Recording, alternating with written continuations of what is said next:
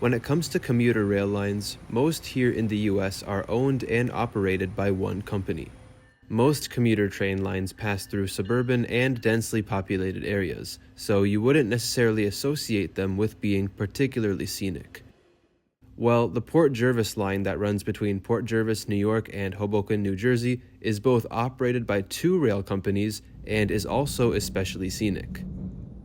I was able to ride this line on a day trip to New York City back in March, and while I took separate trains to and from the city, the bulk of my journeys were on the Port Jervis Line. So with that being said, I invite you to please sit back, relax, and enjoy this trip on one of America's most unique commuter rail lines.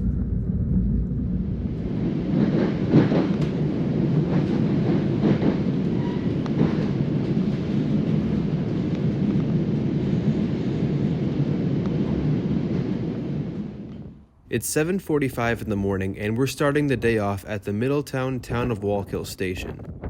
Middletown is the third to last station on this line, with Otisville being the following and final station before the line terminates in Port Jervis. Ticket machines are available on site and you can also buy tickets through the New Jersey Transit app. The station has a sheltered and heated waiting area, which was especially appreciated on this cold morning. And finally, like most commuter stations, Middletown also has an abundance of parking spots. Coming from Chicago, where one-way tickets on the Metro commuter rail are as low as $6 to $7 one way, I'm always shocked at how steep the ticket prices are on Metro North and New Jersey Transit. For example, my one-way off-peak ticket from Middletown to Penn Station was $15.20. Off-peak, simply put, refers to trains that don't run during peak or rush hour periods. Peak trains are the exact opposite, and thus tickets on these trains are a little more expensive due to increased demand. New Jersey Transit train status can be checked via the app that I had downloaded beforehand. You might notice that even though these are all Port Jervis Line trains, there's one key detail that differentiates some trains from others. If you look closely, some are listed as Berg trains, while others are listed as main trains. The difference here is that at Ridgewood Junction, main trains continue on the New Jersey Transit main line, while Berg trains split off onto the Bergen County line. Both of these lines eventually join back up again near Secaucus Junction. This morning we're on train 56, which goes via the Bergen County line. While waiting for the train, I noticed something really unusual. If you look here, you'll notice that the side of this rail says USS Illinois 1980. Now, this is a bit outlandish, but it seems like the steel used for this rail actually came from the USS Illinois. Someone please confirm if this is true, because if it is, then that's actually insane how the rails were made from steel harvested from a former US Navy battleship. Around 8:12, roughly 2 minutes behind schedule, our train pulled in. Because the train is going back towards Hoboken, the cab car is leading and the locomotive at the front is in reverse mode pushing the train as opposed to pulling. Usually, the engineers have the warning bell activated as the train pulls into the station. Today, for some reason, that wasn't the case.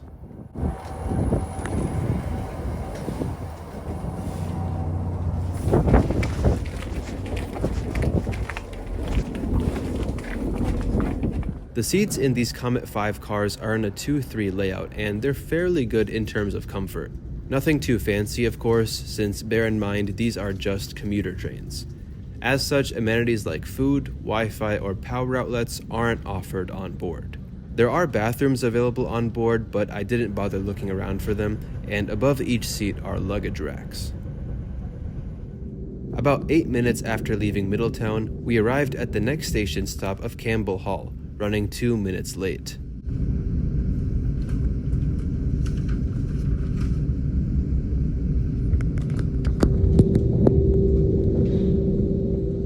So if you've been watching closely up to this point, you recall that I've been mentioning two railroads throughout this video, Metro North and New Jersey Transit. The Port Jervis Line is jointly operated by both railroads under contract, in addition to the Pascack Valley Line. The Port Jervis and Pascack Valley lines serve communities in both New Jersey and New York, so the way that Metro North and NJ Transit operate them is pretty interesting. Across these two lines, all of the stations in New Jersey are, of course, owned by New Jersey Transit.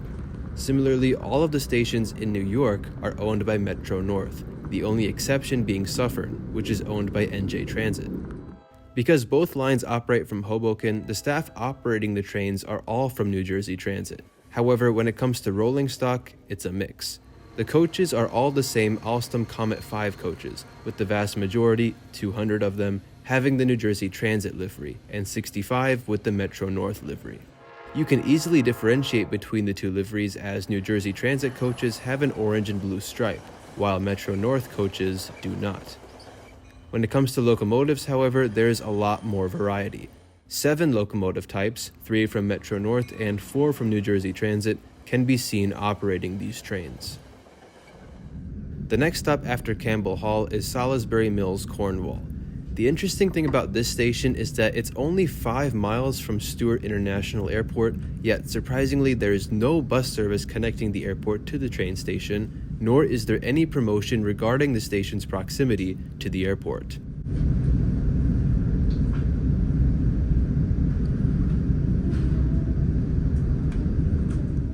Shortly after departing Salisbury Mills, Cornwall, we crossed the Moodna Viaduct. At 3,200 feet long and 193 feet high, this is the second longest and second highest railroad bridge east of the Mississippi River, and the longest bridge in the entire Metro North system.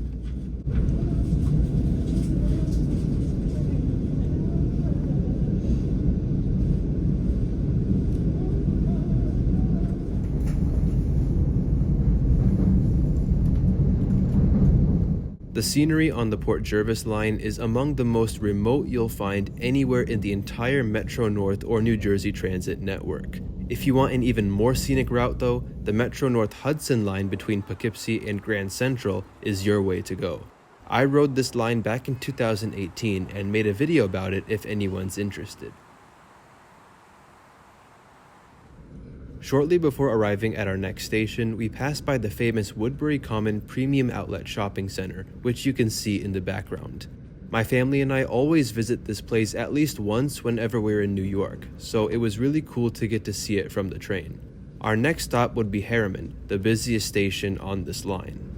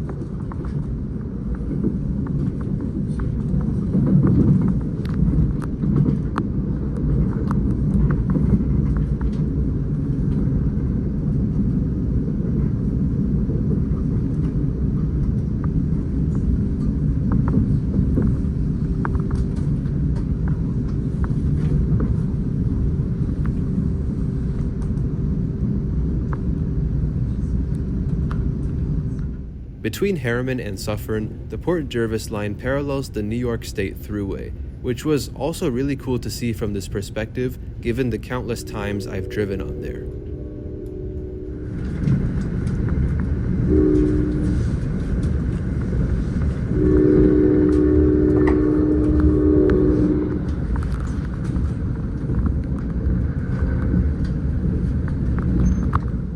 After Harriman comes our next stop of Tuxedo.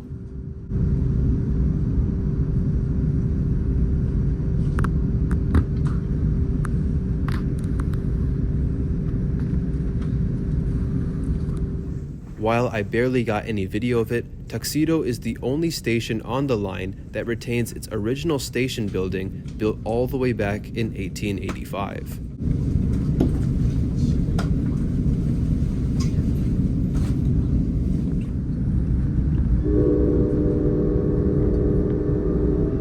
Not even 5 minutes later, we arrive at the last Metro North owned station on this route, Sloatsburg.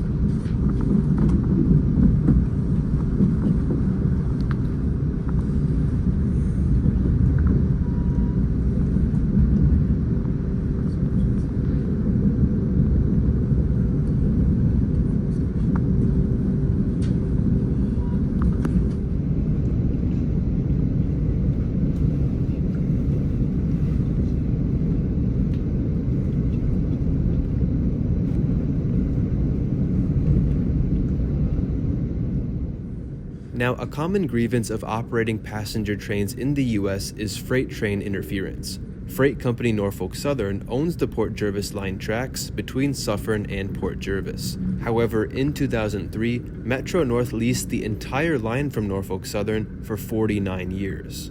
In spite of this, Norfolk Southern still shares the trackage with commuter trains. However, the interference that these freight trains have on Metro North's operation is mostly minimal. Suffern is the last station in New York before New Jersey and is served by 3 commuter rail lines: New Jersey Transit's Main Line, Bergen County Line, and our Metro North Port Jervis Line.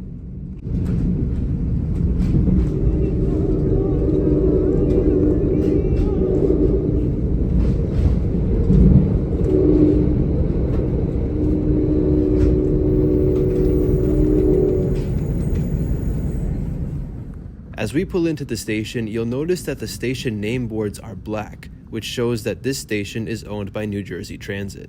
In contrast, quite literally enough, all Metro North owned stations have white name boards.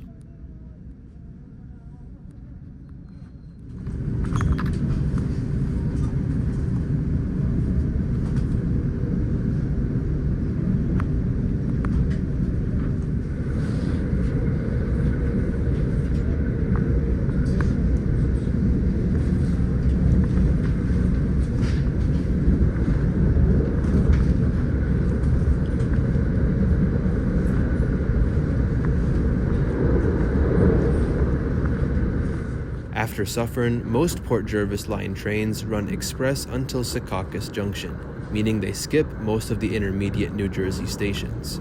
The only New Jersey stop for Train 56 before Secaucus Junction and Hoboken is Ramsey Route 17.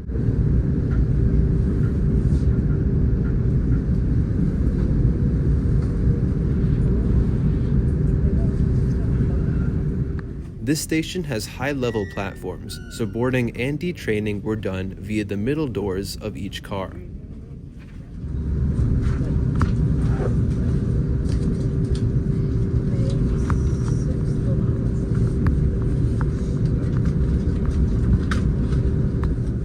After skipping Ridgewood Station, we're now passing through its namesake, Ridgewood Junction.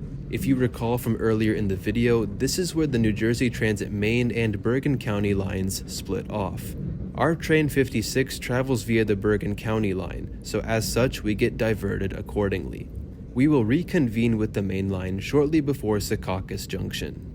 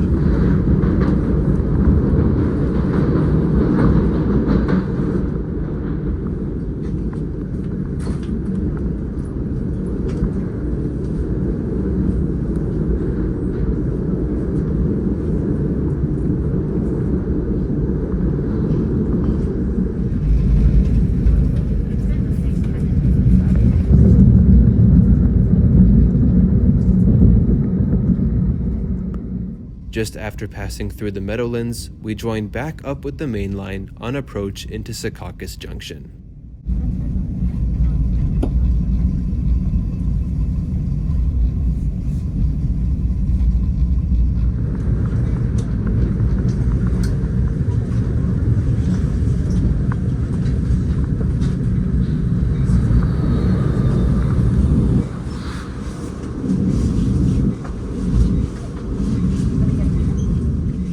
I was traveling to New York City, and because the Port Jervis Line goes to Hoboken and not any of the city stations, I disembarked at Secaucus. Here, I would transfer onto a New Jersey Transit Northeast Corridor train for the last bit of its journey to Penn Station. I was pleasantly surprised to see I would be riding one of the older Aero 3 train sets. These were built in the late 70s and are supposed to be retired soon, so I was glad to have ridden them even if it was for just 15 minutes.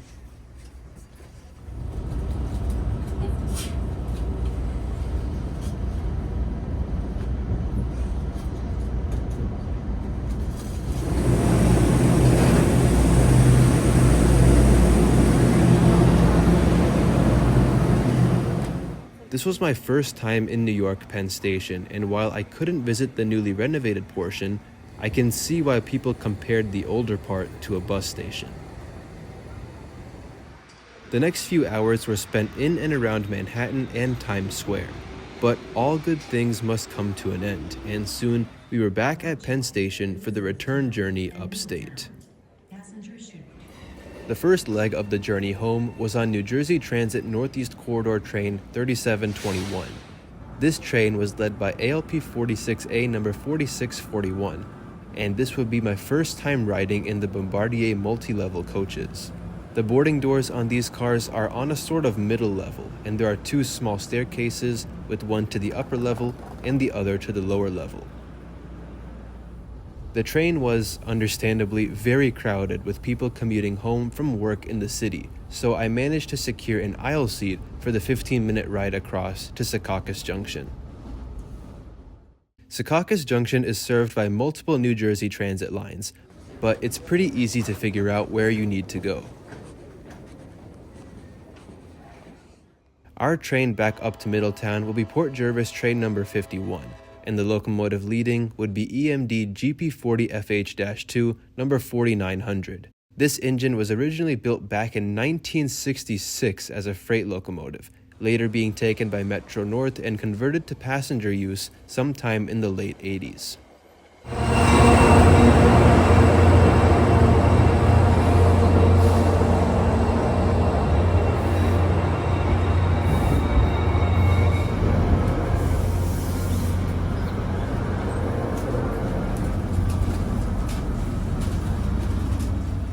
As I mentioned earlier in the video, most Port Jervis Line trains express through New Jersey after departing Secaucus Junction. The vast majority end up stopping at Ramsey Route 17. However, this train, number 51, is one of 4 weekday trains that run express from Secaucus all the way to Suffern.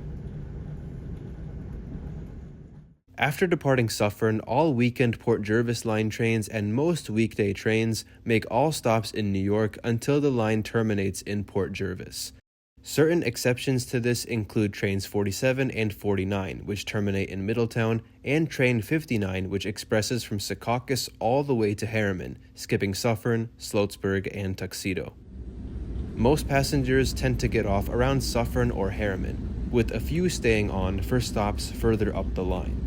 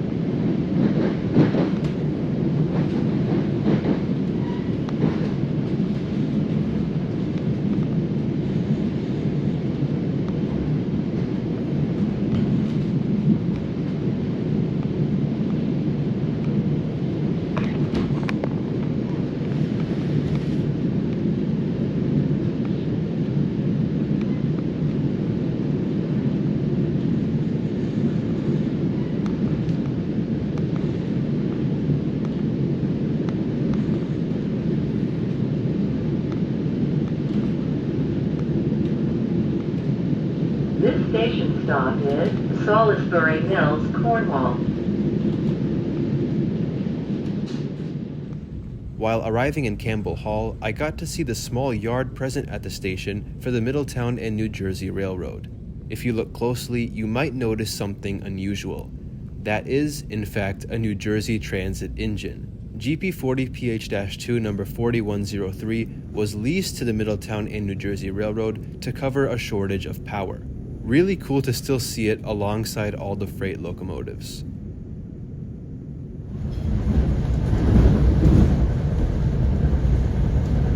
The next station is Middletown. When leaving the train, please watch the gap.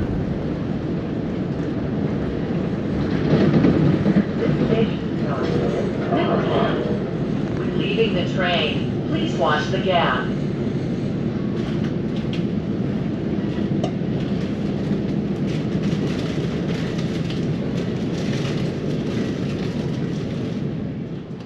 Very soon we arrived back in Middletown, and this brings us to the end of the video. If you enjoyed this jam-packed adventure, please be sure to leave a like and comment as well. Don't forget to subscribe if you're new around here for more exciting rail and aviation videos. Until next time, take care and see you later.